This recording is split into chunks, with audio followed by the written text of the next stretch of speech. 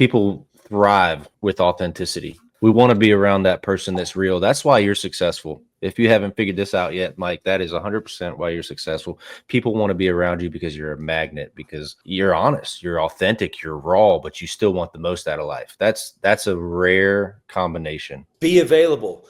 Everybody you meet is a value. I don't care if you're 16, 18, 21, 50, 80, black, white, Indian.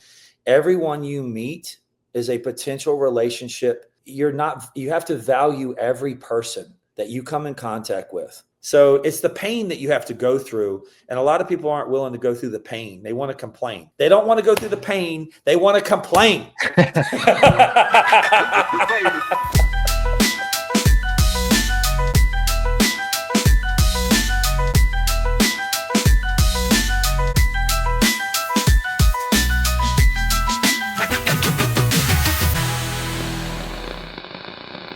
All right. Feels like I've been going live all day, but this one is the one I'm excited about. So if you're out there and you're thinking about whether or not you should listen to Trevor today, right now is the time you should tune in and check us out. We'll take questions too live, but I want to introduce just a spitfire of a man. This guy breathes confidence. And when I spoke to him on the phone briefly, he made a comment. He said, "Man, I'm a machine. Just put me on. It'll be fine. We'll wing it." And I thought to myself, man, that's contagious. This guy is awesome. So he is Mike Burke. He is the owner and founder of Sun Stoppers. They have 70 plus locations. That's probably ticking up as we speak. Just an awesome story. And I can't wait to dive into it. So I'm going to let him do the speaking for himself. Mike Burke, what's going on, brother? What's up, T? What's up, baby? What's up? Hey, man, I temporarily changed your name, man. It's not Through the Noise. It's called Bring the Noise, baby. That's Bring it. The noise. You know what? I'm change that. I'm going to change that right now. Bring the noise, baby. Bring the noise. Let's go. There we go. What I mean? Bring. I'm not going through the noise. I'm bringing the noise. Done. Change the name. I'm 1995. Got my Sherwin Vegas and my Rockford Fosgates. I'm banging, baby. Banging. Let's go. That's too good, man. That's too good. So is it still 70 plus locations, or has it gone up? Because I just did my research. Let's not talk about locations, man. The thing is, the locations don't matter. If you got one location or you got 5 locations, it doesn't matter. When you wake up in the mornings, what matters, man? And how many people are you helping per day? If you want to be successful in life, man, you got to be successful within yourself perfectly. You got to look at you. There's one person staring back at you in the mirror. And my biggest fear in life is that I'm in a race. My race is against time. And my race is to do everything that I want to do on this planet before I die. And everybody goes, "Mike, why are you in such a hurry?" I said, "Man, I'm in a hurry to get to the gym because I need to be better and stronger because I got to help more people. And if I'm not strong enough to lift them up, then who is? You know, someone's got to be strong. You know what I mean? There's got to be a leader somewhere. And leaders are born, dude. They're born and they're made. And no one thinks that they're going to be a leader. I didn't wake up, at 5 years old, 10 years old and think I was going to be a leader. I had no idea I was going to be a leader, man. All I knew is I was a scared little kid. And the thing is, the more fear you have, the better you're going to be. I wake up every day scared to death. You know what I'm scared of? I'm scared I'm going to let somebody down. Yeah. That's what I'm scared of, man. I'm not scared of me. I'm scared of what I'm going to do to let my people down. You still there? Yeah. I think you're freezing up a little bit. Yeah, my internet here is not. But your sound is still good, so that's all right, man. I knew you were a mindset guy. The moment we had a conversation, I think I was complaining on the phone to Mike Burke about something I was dealing with that day, and you were like, "Dude, there's no such thing as problems. That's not real." And I thought that was the coolest thing ever. Well, let's dive into that, man. Yeah, go ahead. What is a problem? It's not a problem. All we have is solutions and answers to situations. If there's a rock in the road, right? And there's a rock in the road, are you going to go stop your car? Are you going to go get out and take that rock and move it? Hell no. You're going to go around it. You're going to go over it. You're going to go under it. You're moving so fast that there's just obstacles. Yep. When you're driving F1 and all these cars, how are you navigating life? I mean, realistically, a problem is just an obstacle in front of you that you need to navigate. Yep. And you got to shut the negativity out, right? And sometimes the negativity comes from yourself. That's why it's, again, through the noise. You got to make sure that you're staying positive and you're staying focused. And there's an opportunity there, not a problem. So fantastic. What you want to know about me, man? I'm a crazy maniac. What do you want to know? Well, I know the today, Mike Burke. I want to know the days of old. Talk to me about. I mean, I heard in another podcast that you did that you have some learning disabilities. You claim ADD and dyslexia, which are both very close to my heart because of me and my son. My son is dyslexic and dysgraphic, so it's a constant struggle for us. He's 10 years old, so he's at the most difficult stage, I think. So let's start there. One of the most difficult things is when you were younger, you have what's called hyperism, hyperactivity. Like I'm talking to you right now and my right leg is like doing this right now, right? Like Yep. I'm constantly in this motion of like, let's go, right? I'm at a starting gate. Like if I'm racing in motocross and I'm at a starting gate, the gates are sitting right there and all I can do is just ready to let that throttle out. Yeah. So what happened is in your chemistry, the way your bodies and your mind and your blood, some people are just made different. And when I was young as a kid, I had all this nervous energy. And the reason I call it nervous energy is because it translates to my nerves, right? I'm not nervous or scared. I am just this emotional person that is starving to be able to do what I want to do. Right. I don't want to go sit in a classroom and be bored out of my mind. I just don't want to listen to a teacher on the chalkboard and just go and be monotonous. Right. So I'm a thinker and I'm a processor and I am a big visionary type guy. So in school, they don't reward kids like me. They punish kids like me. Right. So I was told that I'm dumb. I'm told that I'm stupid. I'm told that I can't read. I'm told that I'm not going to make it in life, right? I'm not going to go be somebody because I couldn't pass a fucking test, right? But the thing is, you put me in the real world in a classroom with everybody else, I'm going to turn around and find the guy who's smart. I'm going to find the guy that's good at this, and I'm going to put those two pieces of the puzzle together and be like, hey, I fixed the problem. I didn't need to. I found this guy and I found this guy and I put them together and we solved the problem. Yep. That's what I found. You and I are going to end up being very, very similar. I can tell. So the saying is the A students end up working for the C students. Well, I wasn't a C student either. So, I was a participational student. And the one thing that I will learn, my mother taught me this at school, you get a lot with honey. She goes, son, learn how to be able to pass that honey off to the teachers, right? So after school, I would walk up to the teacher and talk to them and ask for help, and then get to know the teachers a little bit. And, I'm not saying have sympathy on me, but there was not really any programs in the 90s and the 80s and the 70s. I mean, I was born in 1973, right? So I'm 52 years old, man. So a lot of the diagnoses, a lot of the things that we have today, people got misdiagnosed early on in like the 80s, right? So teachers just thought, oh, Michael is just, he's one of those kids that's hooked on sugar and he's just a hyperactive kid, whatever. But then I realized that I needed help. And I sat down in little tables with these, what I consider nerdy people, which I admire. I absolutely love. I say nerd with the utmost respect. Like anybody that can do shit that I can't do, I fucking love them. I'm like, these IT guys, these nerdy people, they're the ones that helped me through school my entire career. These guys wouldn't walk into a cafeteria and talk to 30 people in 1 minute. Me, I'm the guy that walks in and yells and screams at everybody who walks in the room. These dudes are over there sitting on their computers, playing in the corner, eating their snacks. And I'll walk over there and I'll just sit my ass down next to the nerdy guys. What's up, man? How are y'all doing? And I'll introduce them to these people. So realistically, what I see my superpower is finding these people, and bringing them together. Yeah. That's what I feel like my superpower is to bring two communities together. Have you heard of DISC assessments? I have. Are you an ID? Absolutely. Yeah, I figured. I'm a DI. So I'm a little bit, I'm more the guy behind the computer, Not me. Yeah. I'm the loud spokesperson on the speaker.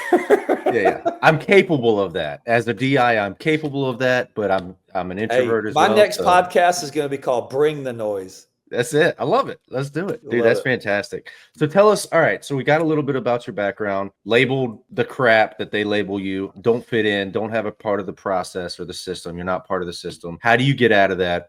At what point in your life did you pivot and realize that you had these superpowers? I would pretty much say it's called a hyper focus, right? Anyone that has any type of ADD understands that that's, if you can hone it in, it's almost like, and I'm gonna go way back, and it's probably before your time, but there was a karate movie, and it was Bruce Leroy, and it was like a parody on Bruce Lee. And if you looked it up, it's called The Last Dragon. And there was a guy named Show Nuff, and I don't know if you remember it? Yeah. Right. Yeah. And at the very end, he was looking for the glow, right? He was looking for this glow. This guy was doing martial arts, and he was trying to find this glow, and he was battling these other guys. And there was this guy that had glow in his hands, and it was called Show Nuff. And he was like the baddest guy, right? And he wanted to fight Bruce Leroy. I had to find this glow, right? So to get back into our world, I watched this movie when I was young, and I kept telling myself, I need to find my inner glow, my inner power. And then when I became a hyper-focused person, martial arts, a big help for me. Sports was a big help for me. I had an outlet for my energy. And then I became more of an educational type person in martial arts. I started learning. And what really happened between like 12 and 14, there's this thing called testosterone, and there's this thing called puberty, and there's this thing called confidence. And boy, I went from the chubby, bullied, fat kid that couldn't read to all of a sudden 13, 14 years old, to 6 foot, worked out, lifted weights, did martial arts, to like, I came back to school. People didn't even know who the hell I was, man. I was this new guy that just went boom. I was this new guy. When you find confidence, you can do fucking anything you want, man. Like I'm telling you, when I wake up in the morning, there's nothing I can't do. Nothing. Yeah. I have so much confidence, and it's not arrogance. It's confidence. It just means that I've accomplished some hard shit in my life, and I've done some things nobody else has done. And if I've done it once, I've done it twice. If I failed 3 times and succeeded 4 times, I could go back to being bankrupt and zero, living on the streets. And within a year, I'd be right back on top. Yeah. Because once you have it and you've earned it and you've done it once, you can do it again. Yeah. And it removes the fear, right?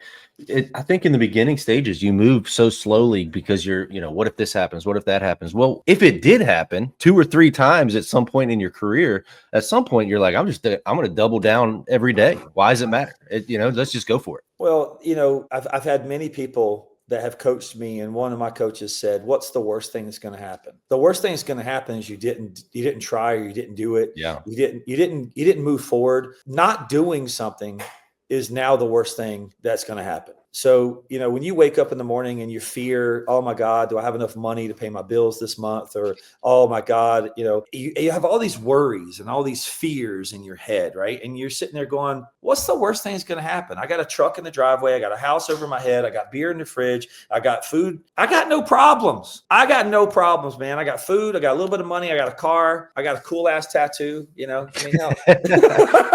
I ain't got no sleeves. I got no problems. Actually, I just got finished at working out. So when I came in, I didn't have time to change. I just went boom. So half the time I spend half my day in my workout clothes, because I get up in the morning and go work out, and I never even get a chance to take a shower until I get home. And so I'm busy. I'm moving. Next thing you know, I'm still in my workout clothes. Yeah, I get that, man. You're in Charlotte, right? So I'm based out of Charlotte, North Carolina. In the last couple of years, I've migrated to own a home in Fort Worth, Texas, and Tucson, Arizona. So right now I'm actually at our house in Tucson. So I'm in Tucson, Arizona. For what we do, window tinting, it's 104 degrees in Tucson, Arizona, and it's a small little town, but there's not many people out here doing the type of advertising that we're doing, the type of marketing. And we've got a really good stronghold on the window tinting market here in Tucson. And I'm very happy with the crew that we have here. They're absolutely some of the most beautiful people here. The culture here is amazing. There's not much traffic. It's a peaceful area. Like, you got mountains. It's very hot. So a lot of the homes need tent. A lot of the buildings need tent. Yeah. Sure. And every car you drive in Arizona must have tint. There's not like I'm thinking about getting my windows tinted. No, I bought a car. I'm getting my windows tinted. It has to get it done today. Yeah. So I'm, south of Myrtle Beach, north of Charleston, on the beach, on the coast. There's a lot of automobile tinters. They're everywhere, right? Mm-hmm. But I don't hear about, I'm sure they exist, but we just don't hear about it. I mean, we got $7-10 million houses all over the place. I can't imagine that residential market wouldn't be a hit here. So what you have to understand about the residential market is that builders and contractors and interior designers are listening to the window manufacturers, the actual window manufacturers, right? So when you do really high-end homes, you're getting low-E glass, you're getting film, sometimes laminated glass, big windows. And unfortunately, they're not educated. So a lot of the education is that they think that whatever films that we put on these windows are going to damage the windows. So it voids the manufacturer's warranty. And when it voids the manufacturer's warranty, people stay away from it and they go, oh, you can't tint your windows. They're totally wrong. And it's just education. So we have to educate the customers and say, hey, if you have glare issues, you have heat issues. So what happens is when you have radiant heat from certain windows in the west, like in the morning, you might get some sun, or the afternoon, you might get some sun. And if you're getting afternoon sun, this room over here from 3 o'clock to 6 o'clock is going to be 80 degrees. Your air conditioner is not going to be able to keep up. Now it's going to be 70 degrees in the room in the back. It's going to be 80 degrees in the front. So what we do is we put this big force of pushing the film, just pushes the radiant heat away from the glass, and it allows less of the radiant heat to come through. So it equals out in the room. And if you want some privacy, you can go a little darker. But yeah, so we do roller shades, we do blinds, but mainly the solar films. So we do shades as well. Like we hit a button, you can motorize the shades that come down. Sunstopper sells those as well. Yeah, very cool. What's the average ticket for a residential tint job? Depends on the size of the house. I mean, if you're doing an average 4,000 square foot house, if they go with like the real high end ceramic films that are not too dark, you're looking at probably about a $3,000 to $5,000. 1 day job? 2 guys? One day. Yep. 2 guys. Not bad. Yep. Very, very low cost. Yep. Market. Right, most of I might be calling you. Most of it's your marketing costs. So like I have one guy in Tucson, Arizona, and he's in a van. He does the sales and he does the installs. And last week he did 9,610. But he went on like 3 estimates this week, and he's got 2 jobs this week, but the pipeline starts to fill up. So what we do is we do two days of estimates, 3 days of installs, and we have extra labor in the shop, like an extra auto tinter that can come out of the shop if we're not too busy, and he can help on some of the bigger jobs. But like one man in a van is doing between $8,000 to $12,000 a week.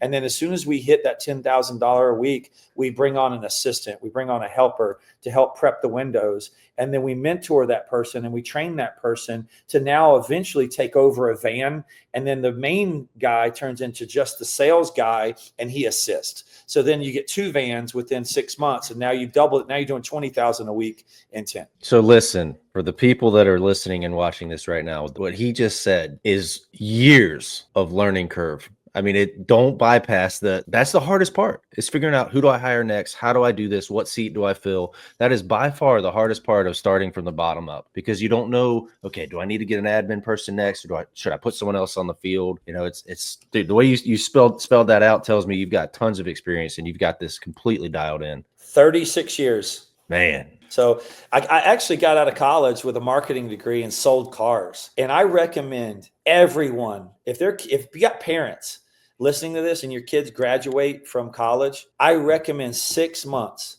6 months. That's just 6 months of go sell cars. Yeah. And here's why. Okay. Number one, you're going to not judge a book by its cover, because a guy driving an old pickup truck that comes in there in his overalls, just got finished cutting his grass, is the guy that can pay cash for the car. The guy that comes in buying a brand new BMW and it's like 2 years old, he comes in, he's upside down, he's leveraged, he doesn't make enough money to even buy a Land Cruiser or whatever the hell he's coming in to buy. All right.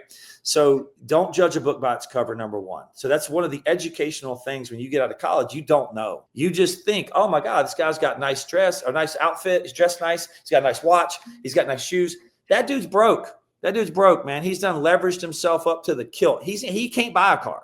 Yep. And I'm not saying he can't, because that's not the right thing. I'm just saying that you learn these types of things when you're selling cars. You get to not judge a book by its cover. You get to know what a trade-in value of a car is. You get to pull people's credit. and see what people's credit looks like. So then all of a sudden you're waking your brain up going, oh shit, this dude, he's got credit card debt. He's got 2 car loans. He's got a house. He can't afford a car. So what happens is you start to understand budget. You understand people's budgets and you go, what kind of car payment? Oh my God, they just left out of here with an $800 car payment. Wow. So you start to open up your eyes and go, wow, this is what it is like to live on your own. And this is what it's like to budget money, right? And then, finance rates. You go up to the finance department and you're like, that dude's paying 7.5% interest. This dude's paying 5.5% interest. Well, why? Well, but the bank gives this guy a higher rate because his credit's not as good. These are the things that most of the society doesn't even know. They don't learn these things. So 6 months of selling cars, you learn finance, you learn how to budget money, structure a deal. You learn a lot about yourself and your own commission. So you have to show up every day, you have to hustle every day, and you get to learn, and you have sales meetings. And then when you go out into the workforce after 6 months, you're going to have some skill sets that you are probably going to have as an advantage over someone else. Yeah, absolutely. I mean, look at Andy Elliott and Grant Cardone. And I mean, there's probably, what's so crazy? Andy actually messaged me. He follows me on Instagram and Facebook, and he messaged me congratulating me on my son buying his first house. And he and I are a lot alike, man. I'm going to go drive down. I texted him. I said, when I come back from Australia, I'm going to drive down and go actually talk to him and meet him. Yeah, why not? That'd be awesome. He's doing some big stuff, man. Well, and it happens fast. I want to do a push-up challenge with him, man. I'm going to challenge him to 100 push-ups. 100? 100 in a row, $100. I said, man, I'm going to put $100. I'm going to say, you're a badass. You're a tough dude. I'm 52. You're 30. I said, I'm going to out push up you, bro. I'm going to do more fucking push-ups than you. Well, now you put it out there. So he's going to start doing reps. Dude. Here's the thing. I'll put my money where my mouth is, man. Let's go, baby. Let's go, Elliot. Let's go, baby. Let's go. Push-up war. Somebody tag Andy Elliott right now. Tag that mother. He's cool, man. He's got the same philosophy and mentality I do. It means kill at all costs. Let's go. The only person you need to be mad at is yourself. Man, that's good. It's so true too. The buck stops with you. If anybody's got a problem, the complaint department is when you go take a shit, flush it down the toilet. All right, here's a question for you because I noticed you ask a lot of people this question. Do you know what the question is going to be? No. What was your first car you bought when you feel like you finally made it? So, all right, this is a crazy story. My first car was an 81 Escort station wagon my mom gave me, and I learned how to tint windows on it. And nice. all my buddies wanted their windows tinted because I tinted this thing 2 layers of limo, and within the first 2 weeks, I wrecked it, backing into my girlfriend's mom's car because I couldn't see shit out of it. Swear to God, can't make this shit up. Ask my mom. If she's watching this, she'll be like, yes, son, you backed into your girlfriend's car because you couldn't see shit. And it was my girlfriend's mom's car because she came in behind me at her house and parked kind of angle, and I backed this. So that's my window tinting story. Anyway, so when my dad and me, I wanted a Chevrolet Beretta GT. It's red. I drove it all the way through high school, 11th grade, 12th grade. And then I drove it all the way through college. And I made love to this car, man. This car was like my baby. It had Sherwin Vegas, Rockford Fosgate. That's why I go back to the old boom boom, man. That's why I'm deaf in this ear because of freaking bass. But anyway, I got out of college. I went to sell cars. And man, I fell in love with this one car. I sold my Chevrolet Beretta to a friend of mine I went to college with that wanted my car. And this girl came in from Florida, went through a divorce and traded a car in for a 4Runner. And it was a 1993 RX-7 Mazda R1. And it was black and it was badass. And this was 1994 or 95. The car was only maybe a year and a half old. But it had taken the hit for depreciation. And I kept looking at it on the showroom. It was parked down at the used car lot in the showroom. And I drive down to the used car lot because I was at Scott Clark Toyota in Charlotte. And I drove down to the used car lot down the street. And I went down there. My buddy Keith was the general manager at the time. And I walked in and, man, I want that car. I want that car. I want that car. I want that car. Every time I came in there, my hair stood up on my back. I just wanted that car. It was sexy. It was so damn sexy. I said, man, I will be cool. If I'm not cool, I'm going to be cool driving that car, right? So anyway, I went to the finance department. I said, how much money I need to put down on this car, pull my credit. I was living at home with my parents. I didn't have any bills. I was like, fuck it. Let's get this damn thing.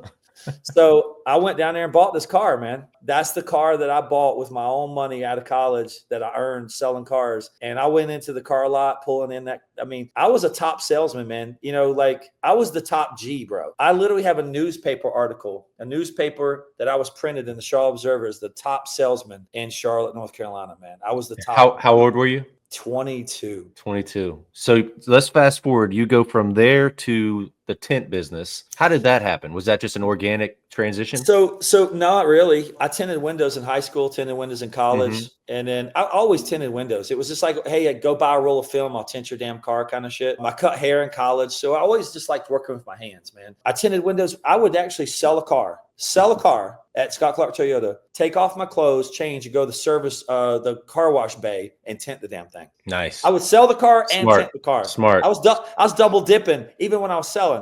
So I had a girl that I was talking to, and we kind of broke up. I went to Myrtle Beach. I had a friend of mine in Myrtle Beach, South Carolina. I had waited tables. I took a summer off at college, and I lived in Myrtle Beach for a summer, and I worked at Bob Baba Honda, Addis Harbor Dodge, Grand Strand Nissan. But I was a waiter at Quincy's Steakhouse, and I worked at Quincy's at 3rd Avenue South. Yep. And so at 3rd Avenue South in Myrtle Beach, and the guy that I waited tables with, his name is Lloyd Mangrum, and he worked at the Honda dealership tinting windows during the day. We waited tables at night. I said, man, I know how to tint windows. He goes, no, you don't. I said, yeah, I do. I went in and showed up at Honda, and we tinted for the summer. I went back to college, graduated. We stayed in touch, and he always wanted to open a tent shop. He had a kid, I think 2 kids at the time, and didn't have the money to kind of open a shop. So I moved back to the beach. And him and I opened a shop called Innovations Auto Tinting and Detailing. And we did detailing recon for the dealership. So we had 2 dealerships that we were doing their detailing, reconditioning, and then we were tinting windows. Well, I started tinting houses, started tinting buildings, and he was in the shop. Well, he had a little bit of a drinking issue, and he had a little bit of a gambling issue. And I always suggest now, if you're going to go into business with somebody, really know who they are as a person. Don't just party with them. Don't just drink with them. Don't just think that they have the greatest personality. If they don't have any business skills and they don't have any money to bring into the table, don't go in business with them. You got to have something to lose. So one thing I learned is a valuable lesson is I put up all the money and I put up all the credit. And then all of a sudden, a year later, we were out of money. I didn't have any money.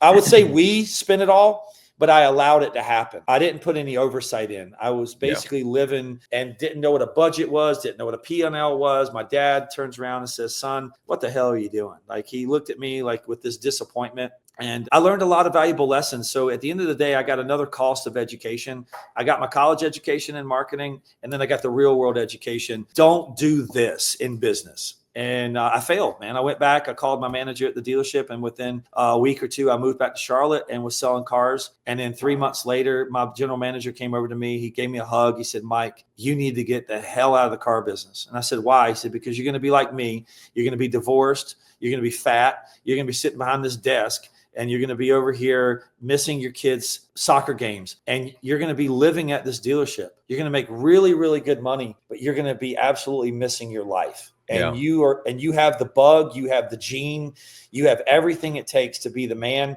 And you're so talented that you need to get the hell out of this business. I had a very similar experience.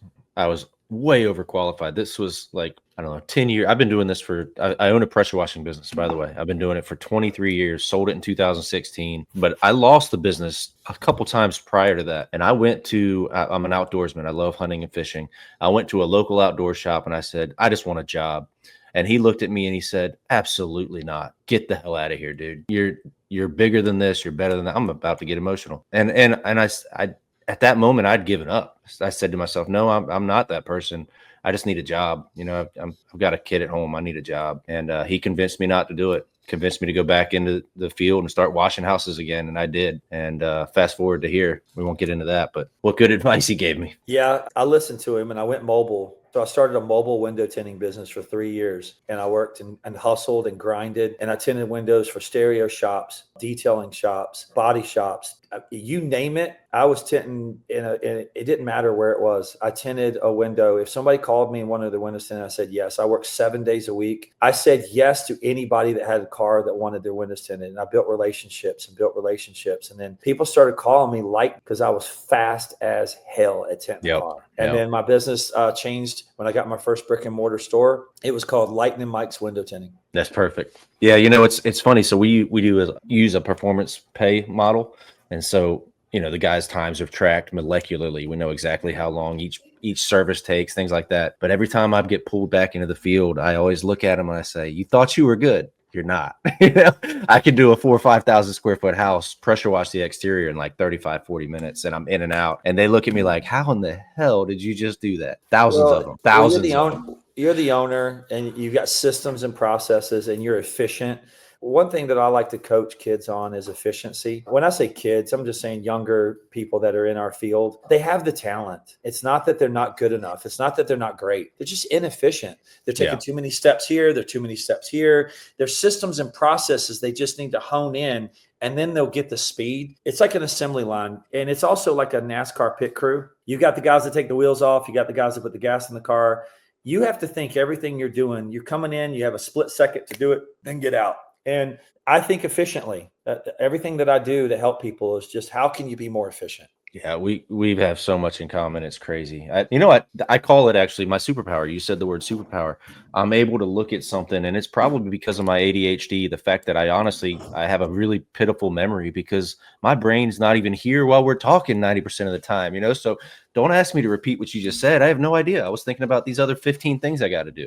And so what that did was it created this systems oriented person that, you know, can throw a process together that's this giant big picture and then condense it into this easy to follow process that most people look at it and go, you did that in an hour? You know, it's like, well, I've learned how to do this because I had to. If I didn't, none of it would get done. So anyway. How many vans and trucks do you got on the road right now? So this is our 4th season. We have 3 trucks. We have 1 lead tech per truck, and then we do Christmas lights as well. So we just started that a couple years ago. Cool. A little bit after when Pat did it. Yeah. By the way, Pat Clark, thanks for the introduction, dude. Love you. Pat's the man, dude. That's my boy.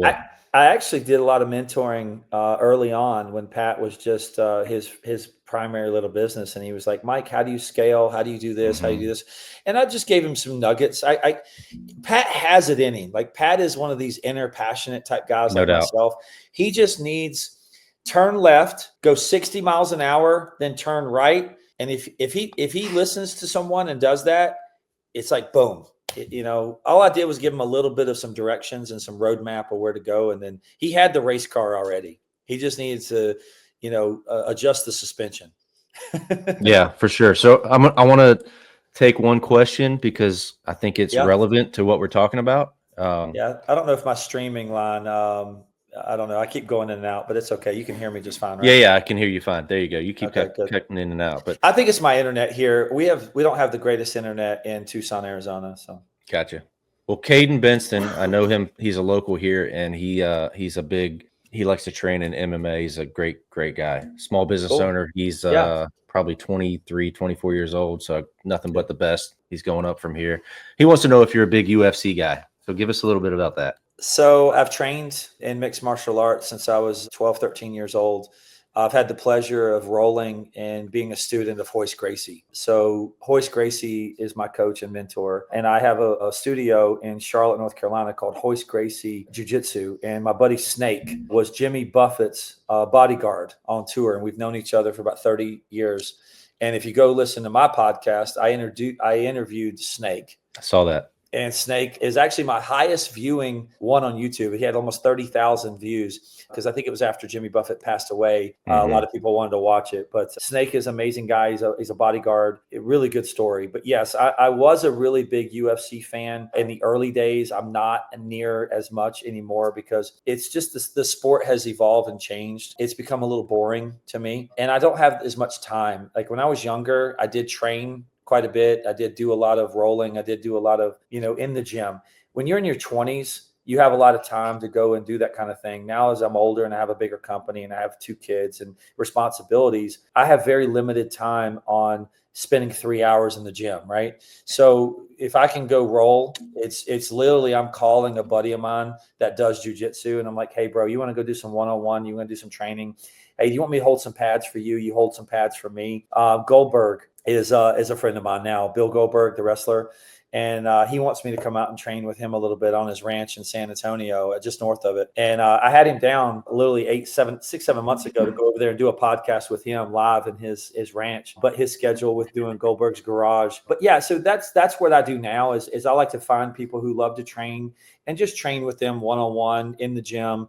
Or if I show up at a gym, I'll just show up and just say, hey, man, I'm just here to just get a little workout. I've been doing it all my life. So I really enjoy the camaraderie. I love the brotherhood of it. I don't have any fighters in the UFC now that I just completely like, oh my God, I want to go watch. They use the entertainment value of the UFC was peaked at about 10 years ago. And now I feel like it's just, there's not any characters. Like I had the, I was fortunate enough to meet Conor McGregor in Dublin, Ireland. I met him. There's just no, I like this Patty guy. Okay. Yeah. I was going to say, Patty is definitely a character. I'm liking Patty. Patty the Batty. Yeah, I love him, bro. Like I will tune in to watch him. But yes, I'm a big fan. I am. And we were fortunate enough to be in Madison Square Garden at the Cormier fight. And one of our fighters in our school won the fight. And then I ended up having some late night drinks with Herb Dean. So that was kind of cool. That's wild, man. Also, I met, what's his name? Buffer in Vegas. I saw that. So one of my buddies hooked us up, and we went and saw the musician, the dude that like walks in the air and stuff. He's kind of crazy. He's been there forever. The Mind Freak. Freak. Yeah. Oh God, what is his name? And Buffer was there, and I ended up talking to him for a while. It was kind of cool. David Blaine. Is that it? That's not Dave. No, not David Blaine. Chris Angel. Yeah, it was Chris Angel. So one of my buddies knew Chris Angel, and we went backstage and met in his dressing room and hung out. And then Buffer was there and got to hang out with Buffer for a while and talk to him. It was really cool. Yeah, that's awesome, dude. All right, let's back up and talk about the transition to and I believe it was a licensing model. So you had your location. Did you have multiple locations, then go to licensing and then go to franchise? Is that right? So I started off lighting the mics, and I did window tinting, rims, tires, stereos, customizing. I had a couple of stores. I had an inspection station. I was diverse. I did a lot of shit. I realized the more you do, the more problems you have. So what I did is I got rid of it, sold the whole company, and started a marketing agency called Pinpoint Advertising. And I started selling direct mail, postcards. I did websites. I started doing T-shirts, branding, business cards, TV commercials. I was working with like Mercedes-Benz dealership. I was working with Pella Windows. I was working with hot tub places, moving places, small businesses. And then when I would go in and sell them direct mail, pack mail, marketing, it's like RSVP, but it was a competitor to theirs called City Publications. And I would go in and sell these postcards that came out every 3 months in a cellophane pack. And one of my buddies had the franchise, and I was a sales rep for him. But in return, I would build relationships with these people, and their logo or their imaging didn't match their website. Their website didn't match their flyers. Their flyers didn't match their business cards. And it's just, and the guy goes, oh yeah, we had a graphic designer. We can't find who did this. And it was like they were just painting over a painting over a painting over a painting. Right. And I said, man, we got to work on one brand, one imaging. And I started teaching people the 3 rules of marketing. And the 3 rules of marketing are who you are, what you do, and how to get a hold of you. It's like real estate: location, location, location. So I really just had to educate a lot of small businesses on process, how to answer the phone, scripting, sales. And I just became a business coach overnight and didn't even know that I was doing it. It just became natural to me because some of the processes that I learned in the car business correlated over to small business, right? Yeah. How to call old leads, how to cold call, how to just be aggressive on the phones, and how to build relationships and how to ask the right questions. But marketing, I did for 2 years, and I have a graphic designer, I have a media guy. And so we built this team of people. And then I had sold Lightning Mics to someone that I knew, and he was struggling at 1 or 2 of the stores and wanted to kind of pull back a little bit. And I decided we had a little bit of money owed to me and a non-compete. And I said, hey, get rid of the non-compete. I'll waive the money, give me one of my stores back. And I started Sun Stoppers. So Sun Stoppers was developed more as a franchise model. And then 08, 09 happened. And then all of a sudden I didn't realize I didn't want to sell them. So I did residential commercial tinting in Wilmington and in Myrtle Beach and in out of our beach house. So what I would do is put Sun Stoppers in our pack mail for home tinting. For the home tinting, and I would get the leads. So when I sold this deck, he was able to give me a deck card for free. So I was getting Charlotte in 2 zones, and I was getting Wilmington, North Carolina in a zone. And I would do the sales in Wilmington, and I'd drive down there and I'd do like 10, 11 sales calls in one day. And I would just cram in a bunch of sales, and I would line up the work for the following week. I'd go back to Charlotte. I'd fly back, or I would drive back to Charlotte, and I would do 8 or 10 And then I would hire someone to go out and do the installs. And so I just built this little business going back and forth. And then I kind of phased out a little bit of the marketing side of it and went back into Sunstoppers kind of full time because it had started gaining momentum. And I was like, man, I got to pick one. So I still do marketing. I still have a marketing company, and I do it more now with relationships. I don't advertise it, but I'm a business consultant. So people hire me as a consultant, more of a strategist, because people go, oh, I need help with marketing. I said, no, you don't. You don't need to spend any money on marketing. We need to have a meeting for 1 hour to decide where you want to go and how to get there.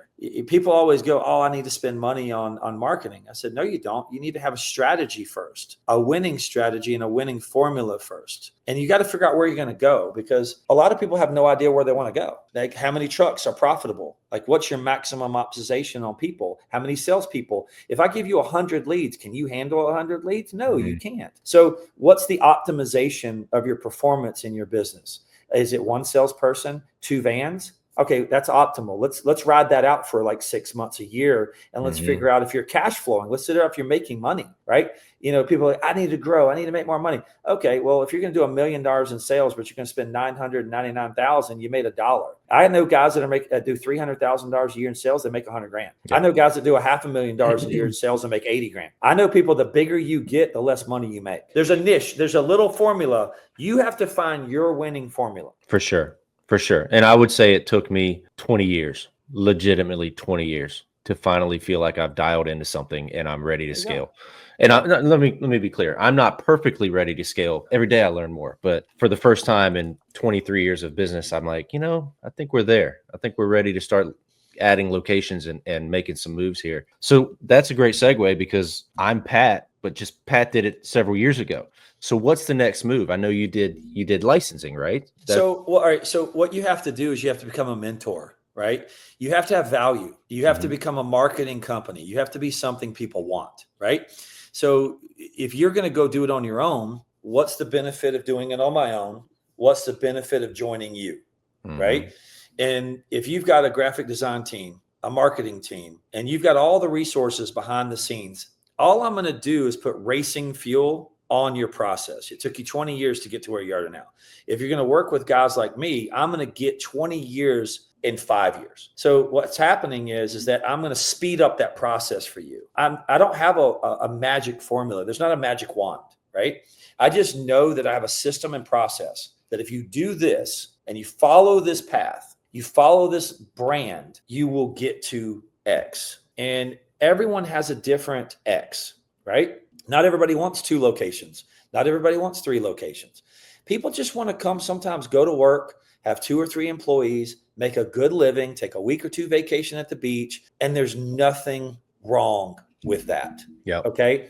But if you were to go get a website, it would cost $5,000 minimum, right? You were going to go get some SEO. Well, it's going to take 1 to 3 years for you to get search engine optimization on your website, right? So that's thousands of dollars over the 1 to 3 years. You're going to have to do Google ads. Well, you don't know the optimization of Google ads. You don't know exactly what to do because you don't have a system to track on what works and what doesn't work. You're going to have to be trial and error. You're going to have to go, let me taste this. Let me taste this. Let me taste this. So you're going to spend a lot of money learning. Okay. And then you're going to have to get a logo. Then you're going to have to protect your logo. You're going to have to want to get flyers, t-shirts. If you're buying all this stuff in bulk, and you're doing it under one brand that's already done it, that's got a sexy brand, I'm just telling you, I know, exactly. That happened 2 days ago. I love it. Congrats, man. So, Sunstoppers, my logo is really cool. And I love it. And it's a federally trademarked logo. So anybody that uses it, I'm licensing people. The first easiest way to do this is to take people who are struggling. They're struggling with marketing. They're struggling with sales, but they're in the same line of work as you are. Right. And you align yourself as a team captain, as more like, in the gym, you're going to hold people accountable because now you're on my team. People that want to start working out, but they show up like 2 or 3 times and then they don't come. You need a partner. And then as soon as you win, you thank your coach. That's right. So it's the pain that you have to go through. And a lot of people aren't willing to go through the pain. They want to complain. They don't want to go through the pain. They want to complain. So you go from the licensing, you go from adding value to people who are in your industry but struggle with the back end stuff. All Yeah. that makes sense to me. How do you go from transitioning from a licensing model to a franchise model? Because franchise, as you know, that's a Okay. beast. So here's the thing. There's a certain education level that understands what a franchise is. And Mhm. there's a certain education level that doesn't understand. They fear it. It's like a huge red flag. It's like, oh, you're a franchise. A franchise is just a legal license. I'm in control of whatever the fee is. I'm in control of what they get. I'm in control. But the thing is, what people don't realize in franchising, it's like a piece of real estate. You now have a deed. You now have a piece of property that you own legally, that the federal government and you and your business and them now know that you have a house, a piece of property. And I'm using these analogies that basically see now this square block is now your home, and you have a registered deed that that's yours. Yep. Okay. When you have a license, you don't have that. So what happens is a license is a piggyback. It's an easy way for people to jump on your train and ride your train with you. Okay. Mm-hmm. You can't require them to do everything that you do. You That's can't right. require them. You just suggest, hey, there's our CRM. This is what I suggest. Here's our phone system. This is what I suggest. You can do whatever you want to do, but here's what the process is I do. I would suggest that you do what I do. Now, on the residential commercial side, that's been my focus. Is that's what I'm wanting. And that's what we do have an FDD in now is the home and office side. So what I'm doing is now selling a franchise to people who are new to the business. I'm not really pushing the franchise model on the old licensees. If they want to be a franchise, they can call me and be like, hey, bro, what's this franchise thing? Do I need to sign up for this? And I'm like, you don't need to. You don't have to. You can still be a licensed person and still be part of Sunstoppers, no problem. But what I'm doing is now marketing to investors. I'm now in marketing to a guy that's 40 years old that just got out of the military, and he wants to now own a business. Yep. But he's got to go to the bank, and he now has to get a loan from the bank to go, hey, I want to buy this van. I want to inventory it. I want to get educated, and I want to own this piece of property, and it's called Sunstoppers. And that's my market, and that's my property, and that's what I own. And he's going to take this to the bank and go get a loan on this.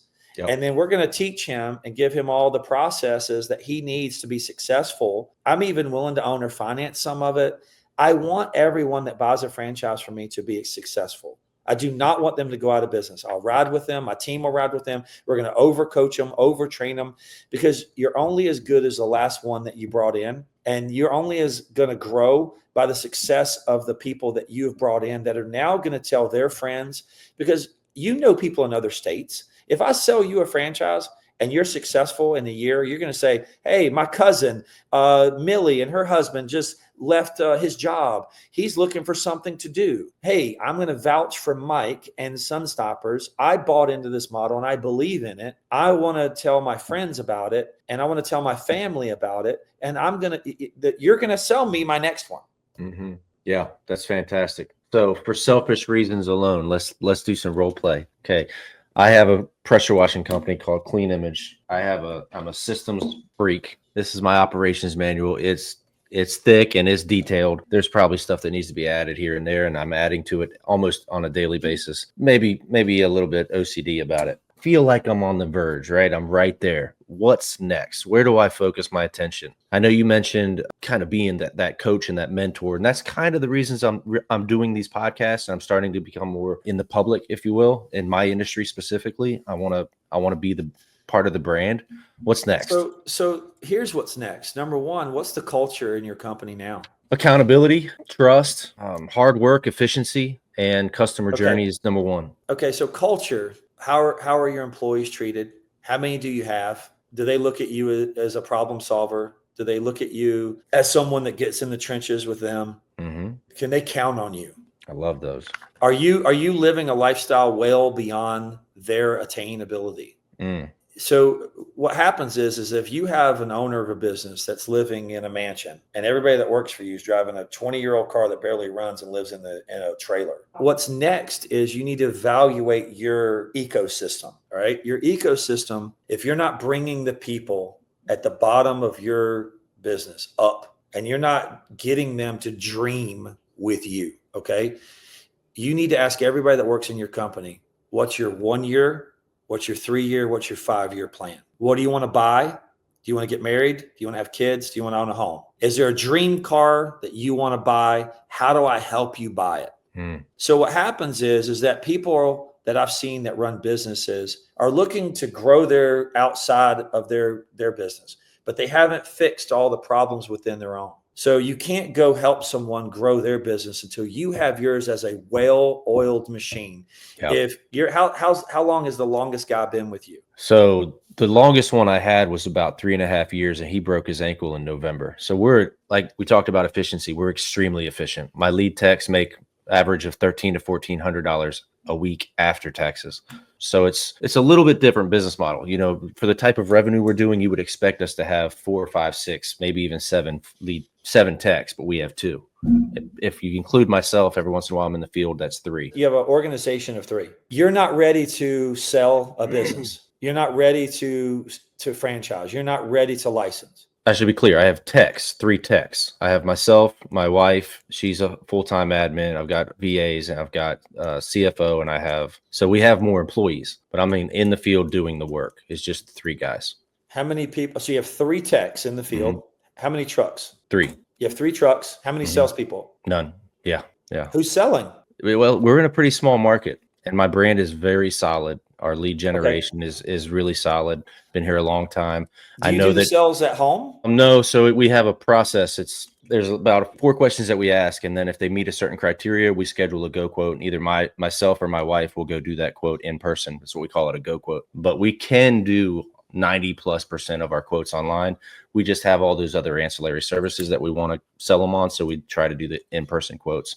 Got it. Yeah. So is there any employees that you have now that are wanting to go out on their own or have ambition or drive to do it? Okay. Yeah. So what I have seen is that you need to be an investor in your people. Not everybody wants to grow. Like, I have employees that have been with me and they're like, man, I don't want to own a shop. I don't want the pressure. I don't want all that shit. Right. But what you can do in your field, because the cost of entry is you're servicing homes. My business is a little different. We have brick and mortar stores.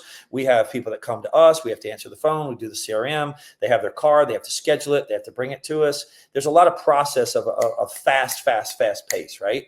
Mm-hmm. And to go rent a building that has a bay door in a high traffic area is $5,000 at least. Then it's $50,000 to upfit it. Then you have to buy inventory. Then you got to do a website. It's $80,000 to $100,000 to start a store. So it's very difficult to start a store to be successful now versus 10 or 15 years ago, because everything's just gotten very expensive. It's not that difficult to scale in the home and office because you're buying a van, you're working from home, you're the employee. I'm selling a job. At the end of the day, my franchise model is selling a job, right? Now, if you were going to scale your business, how many people do you know are the owner, they're the operator, and they're the installer? And they're Bubba's pressure washing, right? I'm just using Bubba's. Those are the guys that you want to bring on board to buy into your systems and process so you can coach them. And you want to start off being their coach first. Okay. You want to start off to build a relationship and the trust. Once you build the relationship that you're the educator, once you're the educator, you're the source. So one thing I teach in marketing right now, SEO, people need to stop doing SEO. SEO is going to be obsolete in about a year. All right. AI is taking over. And what AI is doing is they're looking at Yelp, they're looking at Google, they're looking at everything on the internet, and they're gathering that information in seconds. And then boom, they're putting a formula together that's the information, that's the answer, right? Like chat GPT or whatever. I just like, fuck it. But let's just say chat. The chat AI chat system is basically learning so fast, and you need to be the source. Yeah. So the one doing YouTube videos on education that are turned around and you're educating the consumer, this is what not to do to your house. This is how we do it. You want to find a problem and you want to solve the problem, because you become the educator. Once you become the educator, you're the source.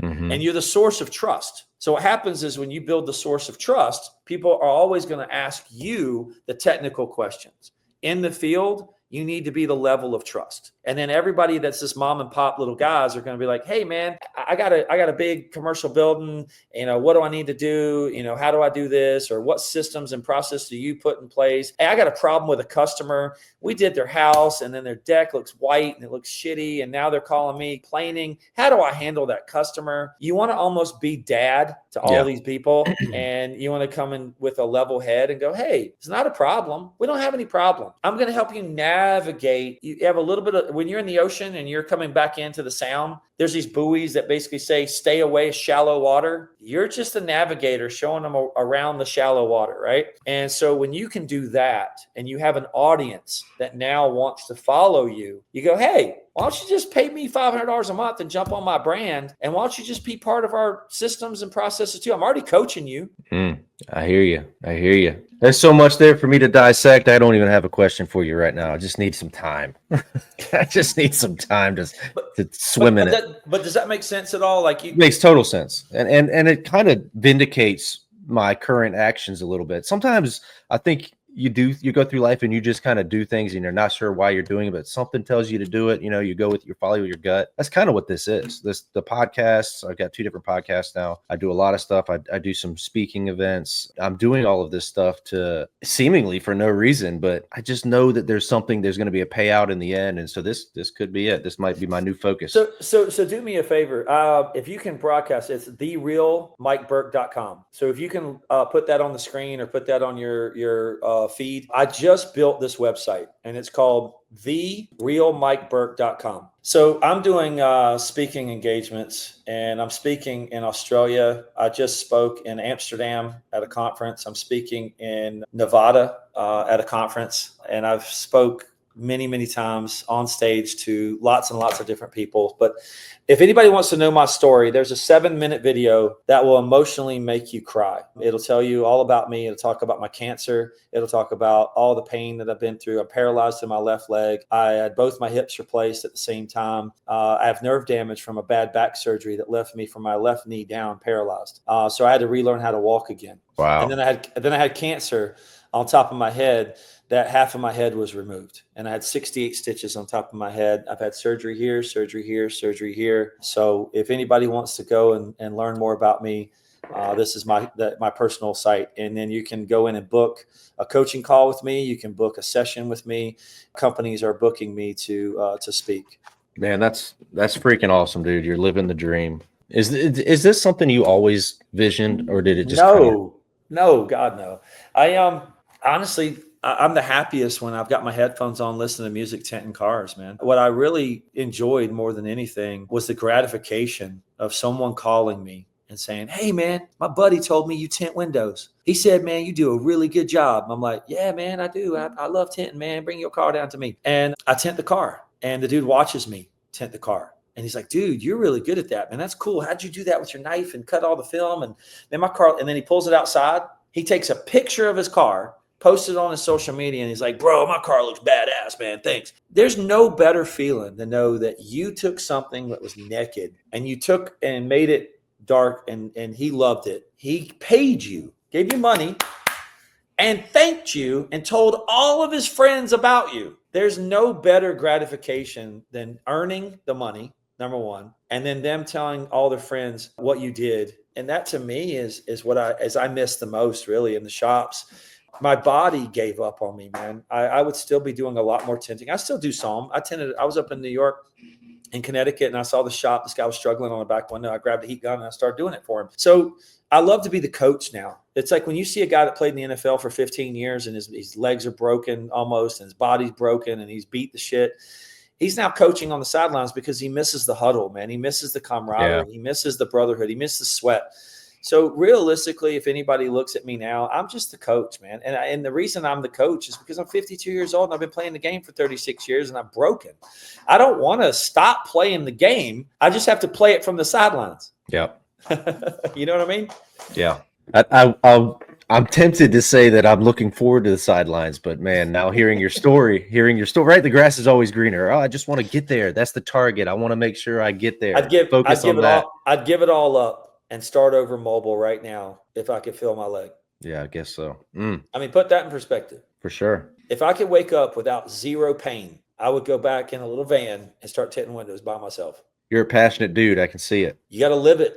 You know, you only get one life, man. I'm in a race. I'm in a race to do everything I want to do before I die. I don't know anybody that's on their deathbed, sitting on their deathbed going, man, I wish I would have bought another Ferrari. Something happened, though. Something happened to make the Mike Burke that I'm talking to right now. Something happened in your life. What is it? It's not just one thing, man. It's a multitude of about 100 things. If somebody stabbed you once and you got stitches, you'd forget about it. But if somebody takes a razor blade and they cut you 3,000 times, it never goes away. Yep. So it's fuel. Everyone needs fuel. So if you've been doubted or you've failed or if you've been abused or beat up or whatever the hell it is, you got to channel it into fuel. Mm. And if you don't, you're going to fucking be a drunk. You're going to be a drug addict and you're going to go complain and you're going to go sit back and go, woe as me. Yeah. I always say that if you corner me, you're not safe. And that's circumstantial. That's life's experiences telling me that you better start clawing. It's you versus the world because you weren't supposed to be here. And I can see that in you. You know, you weren't supposed to be successful, but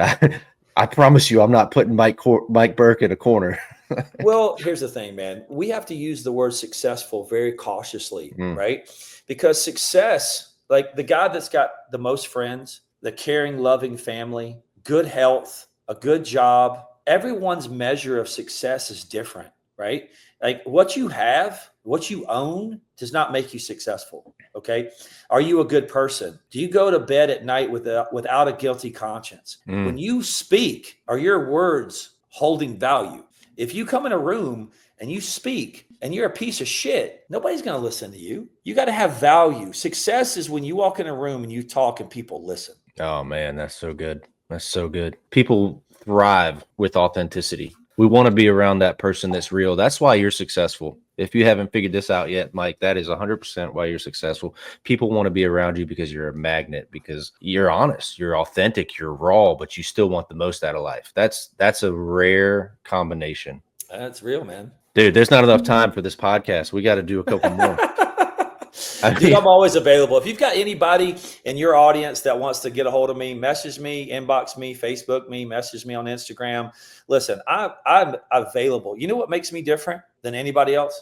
I answer my phone. That's not easy to do. I answer my phone. I have a 21-year-old kid. No bullshit. 21-year-old kid been messaging me, right? I don't know if you can see this. Can you read this? Hi, Mike. My name is Q. I own a mobile window tinting business at Daytona Beach. I believe I've built a scalable system, but I'm stuck on the next steps. I'm 21 years old and I have really zero experience in scaling a business. Would love to schedule a call with you sometime. What'd I say? No problem. We need to set up a call. That's pretty incredible, man. That's inspirational. I got to be honest. I'm not great at that. Be available. Everybody you meet is a value. I don't care if you're 16, 18, 21, 50, 80, black, white, Indian. Everyone you meet is a potential relationship. You have to value every person that you come in contact with. Yep. I need you as my coach. That's what I need. That guy right there is a potential Sun Stoppers. For sure. He probably will. Guaranteed. Dude, you've made such an impact on him already. There's no question in my mind that at some point, if he can afford it. So, you know, people ask me all the time, they go, how did you meet Conor McGregor? How'd you meet this person? How'd you meet this person? You know why? Because I belong at the table.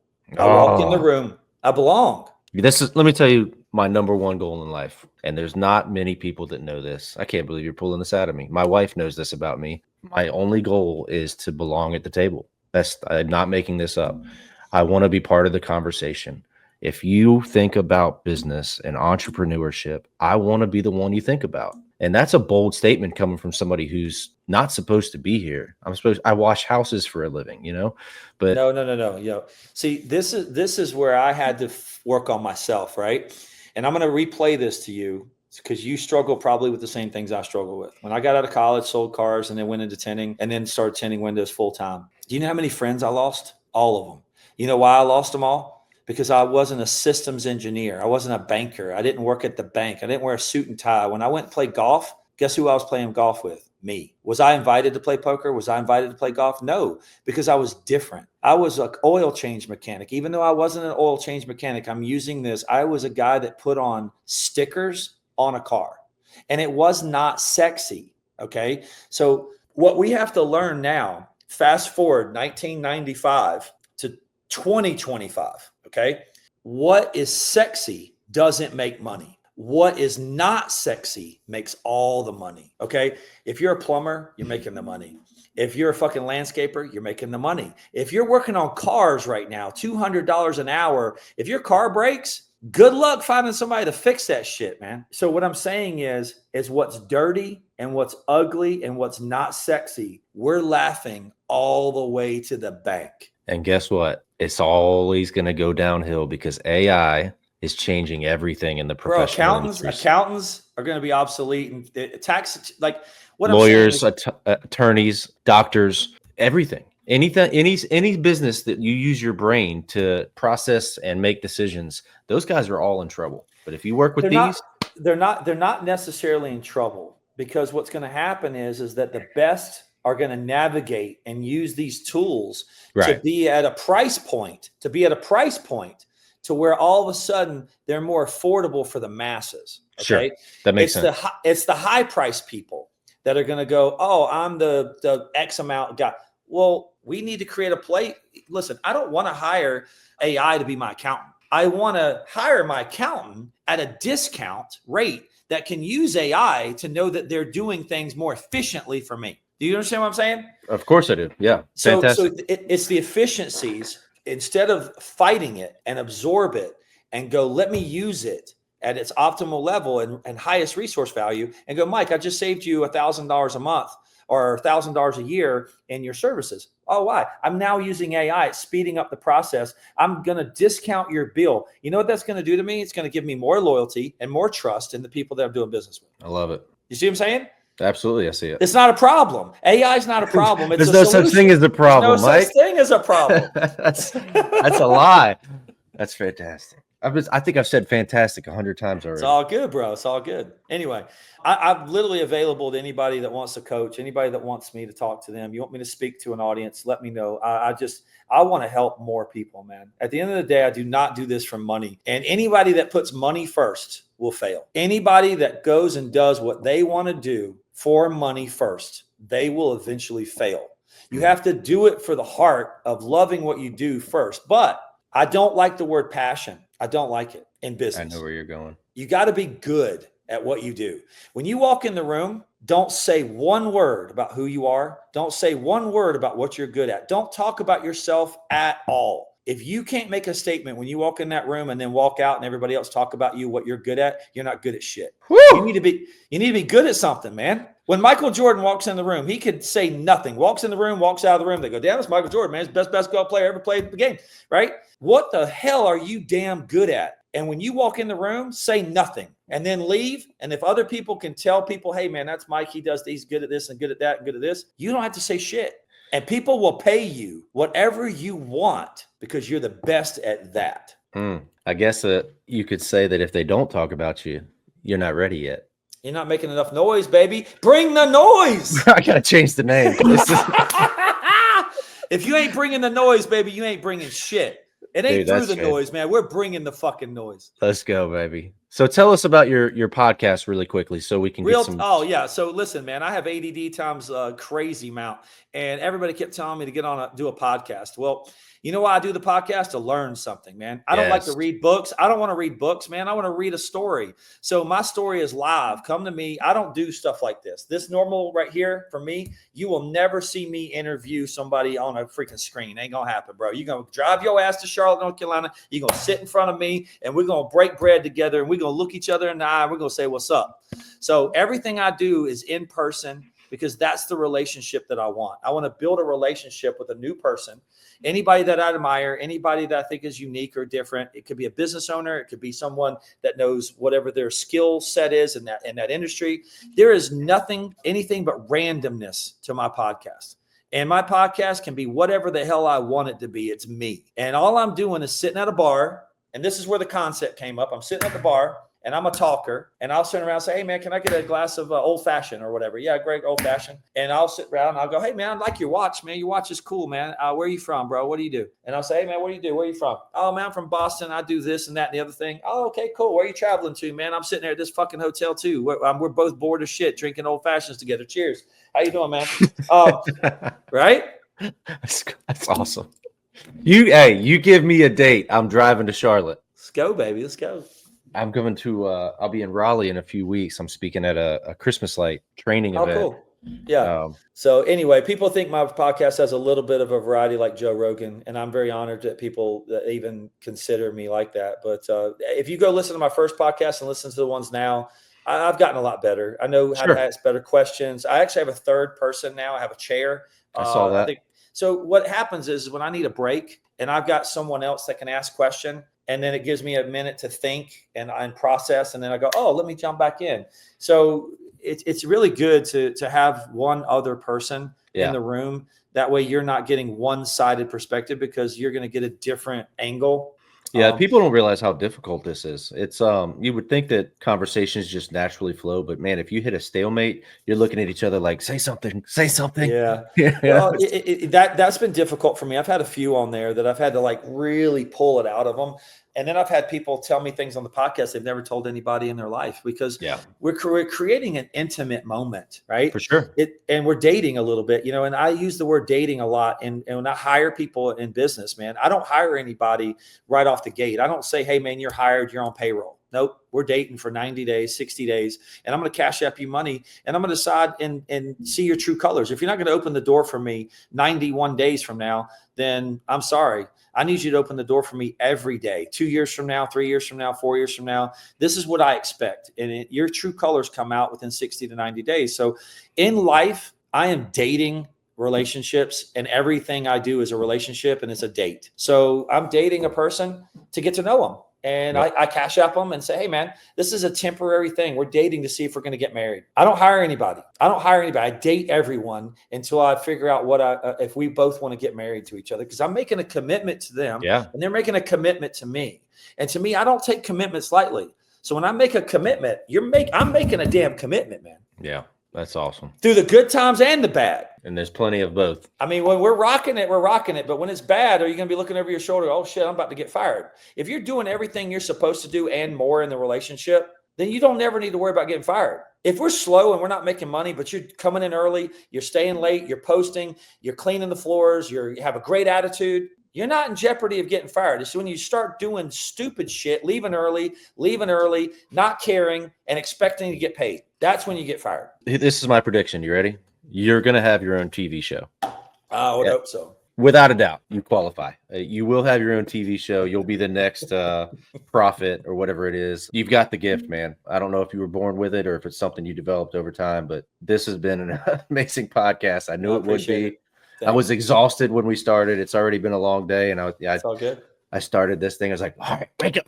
Let's go, baby. I'm about to go get on my mountain bike and go. The mountains are right here. I'm about to grab my mountain bike, and I'm about to do an hour on a mountain bike right now. And I was at the gym at 5:30 this morning, bro. I got so much energy. I got so much life in me. And I'll tell you this, and I'll leave you with this.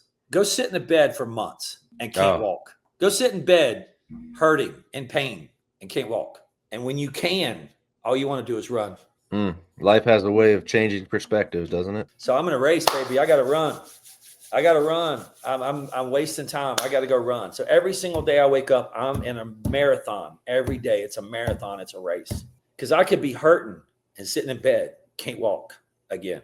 Yeah. I always tell people that I don't think you can find success without feeling great loss and great pain. You have to feel pain, bro. Pain. I just don't think it's possible.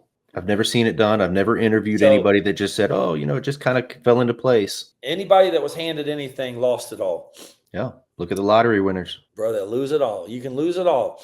I wake up every day broke. I'm hustling, baby. Every day I'm hustling. Rent is due.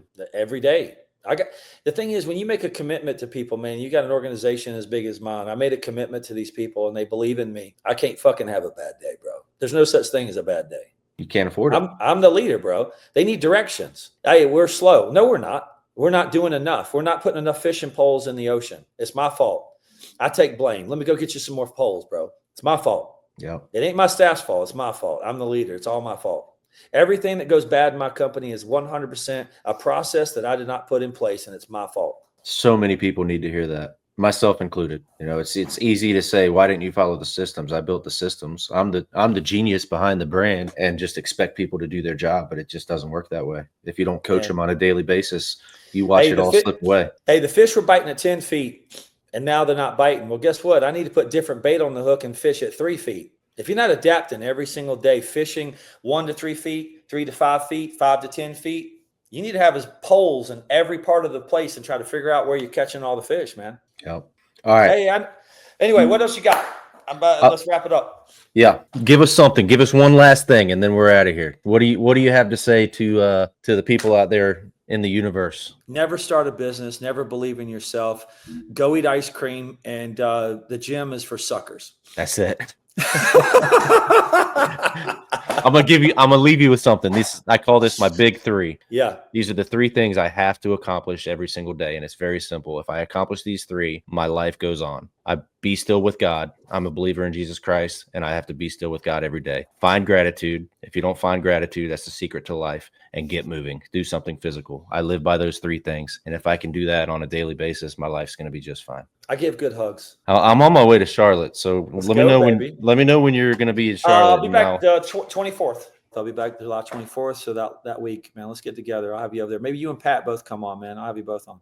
Dude, that'd be incredible. Yeah. So I've known Pat a long time. We kind of came up in the industry together. So that'd be incredible. You know what the thing is, man? Every day's having fun. You know who's in charge of my schedule? Me. There's nobody in charge of my schedule but me. I can do what I want, whenever I want, with whoever I want. My bills are paid. That's the definition of success, if you ask me. I'm about to get on a plane and head to Hawaii in the morning, and then I'll be in Australia 3 days after that, and I'll be fishing in the Great Barrier Reef in about a week and a half. Nice. So you're a fisherman? No, I'm not. I actually just heard that it was the best fishing in the world up there, so I decided to go fishing. That's next.